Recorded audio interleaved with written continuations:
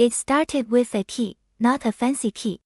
Not gold, or engraved, or ancient-looking. Just a simple silver key on a rusty keychain with a red plastic tag. There was no name on it, no label. Just a smudged number, 23. I found it inside a box while clearing out my grandmother's attic. She had passed away 3 months ago, and I was the last person in the family willing to handle the cleanup. Everyone else had excuses: too busy, too far, too emotional. But honestly, I needed the distraction. I had just lost my job and gotten out of a painful relationship. Being up there with the dust and old books was better than lying on my apartment floor wondering what I was doing with my life. The key was in a smaller box inside a trunk filled with sewing supplies. I almost threw it out. But something made me pause. I held it up to the light. It looked like it hadn't been touched in years. That night, I dreamed of a house I didn't recognize. It had yellow curtains, blue shutters, and a porch swing that creaked in the wind. The next morning, I couldn't stop thinking about it. I showed the key to my mother, hoping she'd remember something. She frowned, then shook her head. Maybe one of her old storage units. Or the old summer cabin. But I knew it wasn't that. The number 23 kept echoing in my head, like it meant something. I spent the next 2 weeks digging through papers, photo albums, and drawers filled with junk. I was about to give up when I found a receipt tucked into the back of an old cookbook. It was dated 1986 and had a strange address scribbled on it. 23 Blackwell Lane. I had never heard of it. I googled it. It was a 2-hour drive from where I lived on the edge of a small town called Elmsworth.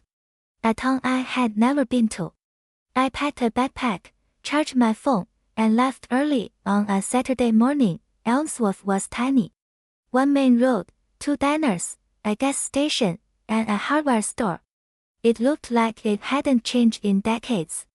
I drove slowly, passing a few houses with peeling paint and dogs lying in the yard. Then I saw it, 23 Blackwell Lane, exactly like my dream. Yellow curtains, blue shutters, a porch swing swaying gently. Though there was no wind, my heart pounded as I stepped out of the car. I almost expected someone to shout, to stop me. But everything was silent. I walked up the steps. The door was green, chipped, and old. I slid the key into the lock. It turned smoothly. Inside, the air smelled like lavender and something older like old paper or forgotten time. Everything was perfect. Not dusty. Not abandoned. There was a tea kettle on the stove. A blanket folded neatly on the couch. A photo frame on the mantel with a picture of my grandmother when she was young, much younger than I'd ever seen her. It felt like someone had just stepped out for a moment. I walked from room to room, stunned. The walls were filled with photos I didn't recognize, people smiling, holding hands, dancing in fields. Some of them looked like my grandmother. Others were strangers. In the bedroom, I found a diary. It was bound in red leather, soft to the touch. My hands trembled as I opened it. The first entry was dated 1964. Today, I met someone I'll never forget. Her name is Claire. She reminds me of sunshine and second chances. Claire was my grandmother's name. I kept reading. It wasn't her handwriting. The entries were written by a woman named Evelyn. The story they told was unlike anything I'd ever heard. Evelyn had met my grandmother during a summer she spent in Elmsworth. They had fallen in love quietly, secretly. But it was 1964. Things were different then.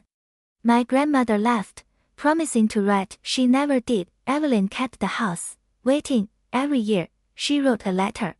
Every year, she visited Claire's hometown.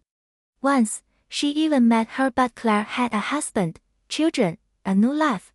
She didn't recognize Evelyn. Or pretended not to. The last entry was dated 1992. She looked at me like I was a stranger. Maybe I am now. But this house still remembers her. And I still do. I sat there for a long time. I didn't cry. I just felt hollow. Like I had stumbled into someone else's heartbreak. I stayed the night. The bed was soft. The air smelled like lavender. I dreamed of Claire and Evelyn dancing in the field behind the house. When I woke up, there was tea on the stove, still warm. I don't know why I stayed. Maybe I was looking for something: connection, closure, peace. The town didn't question me. The neighbors waved.